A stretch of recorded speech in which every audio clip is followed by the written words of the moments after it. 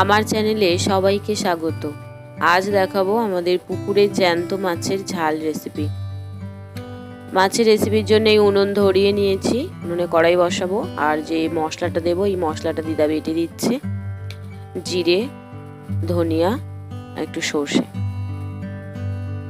মশলা বাটা হচ্ছে। এদিকে উনুনে কড়াই বসিয়ে কড়াই গরম হয়ে গেছে। পরিমাণ মতো মাছগুলো ভেজে নেওয়ার জন্য তেল দেয়া হলো। মাছগুলো আমাদের পুকুরের মাছ, ধুয়ে পরিষ্কার করে রাখা ছিল লবণ আর হলুদ মাখিয়ে। সেই মাছগুলো একে একে ভেজে নিচ্ছে।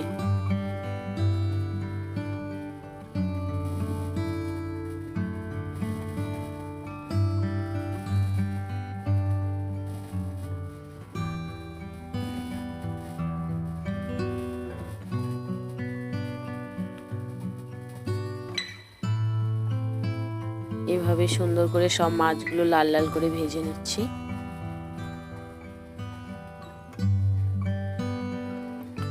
প্রথম মাছগুলো ভাজা হয়ে গেছে, আবার ওই মাছগুলো ভেজে নিলাম। এইভাবে সব মাছগুলো আমি ভেজে রেখেছি। তারপর ওই মাছ ভাজা তেলের মধ্যে সামান্য একটু তেল অ্যাড করতে হয়েছে, আর পেঁয়াজ কুচিগুলো দেয়া হয়েছে।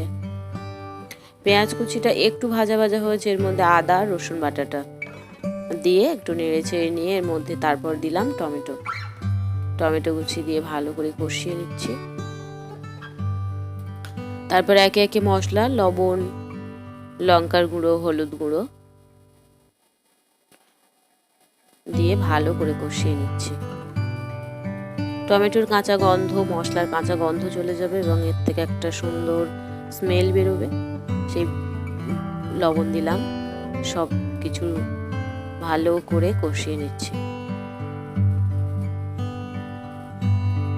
তেল ছাড়তে শুরু করেছে মশলাগুলো থেকে।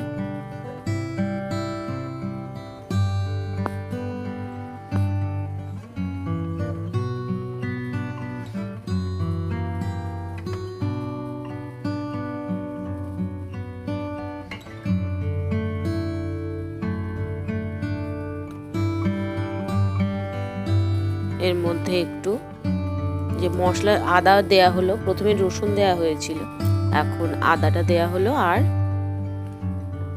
যে মশলাটা বেটে রাখা হয়েছে সেই মশলাটা দিলাম। জিরে ধনিয়া বাটা মশলাটা দিলাম। আর উপরে এখানে ডাল হবে, ডালের ফোড়ন দেয়া আছে, শুকনো লঙ্কা, তেজপাতা, পাঁচফোড়ন আর একটু পেঁয়াজ। এদিকে ডালটা নামিয়ে রাখা আছে ঘেটে, ওই ফোড়ন দিয়ে দেয়া হবে। ওখানে মশলা করা আছে।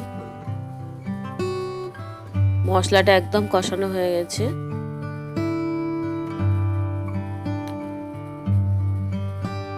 সুন্দর করে পুরো মশলাগুলো আমার কষানো হয়ে গেছে। এদিকে ডালের ফোড়ন আর এদিকে মশলা কষানোর মধ্যে আমি পরিমাণ মতো জল দিয়ে দিয়েছি। জলটা সুন্দরভাবে ঝোলটা ফুটতে শুরু করেছে। ডালটাও এদিকে দিয়ে দিয়েছিলাম। তারপর এর মধ্যে ভাজা মাছগুলো আর একটু গরম মশলা দিয়ে নামিয়ে নিয়েছি। আমার রেসিপি রেডি।